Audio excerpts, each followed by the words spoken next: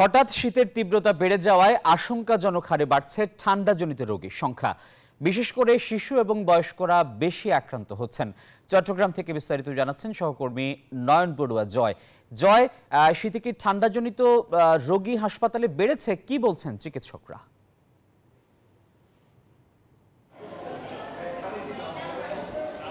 ধন্যবাদ আসিফ টিপু আপনাকে। এর আগের ঘন্টায় কিন্তু আমরা দেখানোর চেষ্টা করেছি, মেডিকেলে এসে আমরা দেখছি ডেঙ্গুর হানা কিছুটা থেমেছে, তবে শীতজনিত রোগ আক্রান্ত হয়ে অনেক শিশু, যেই ওয়ার্ডটা আমরা দেখাতে চাচ্ছি শিশু ওয়ার্ড, সেই শিশু ওয়ার্ডে কিন্তু আমরা দেখছি এখানে অনেকজন ভর্তি আছেন।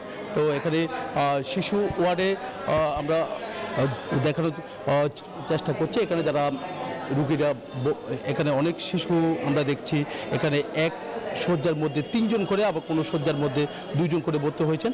এখানে যারা পরিবারেরা এখানে আছে, এখানে আছেন, একই সাথে আমরা তাদের সাথে কথা বলেছি, চিকিৎসকের সাথে কথা বলেছি। চিকিৎসক যেমনটা জানিয়েছেন যে পরিবারের একটু সচেতনতা যদি বাড়ে তাহলে ঠান্ডাজনিত রোগ থেকে রেহাই পাওয়া সম্ভব। সবচেয়ে বেশি আক্রান্ত হচ্ছে শিশুরা, যেহেতু ধারণ ক্ষমতা হলো একটি ওয়ার্ডে আমরা দেখছি 84 জন, কিন্তু এর বিপরীতে আমরা দেখছি ভর্তি আছে 200 বেশি, তাহলে 3 গুণ ভর্তি আছে একটি ওয়ার্ডে।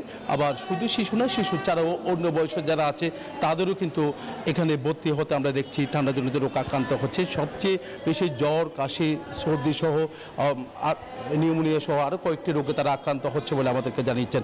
এই ছিল আমার এখানকার সর্বশেষ। ফিরে যাচ্ছি স্টুডিওতে আসিফ টিপুর কাছে।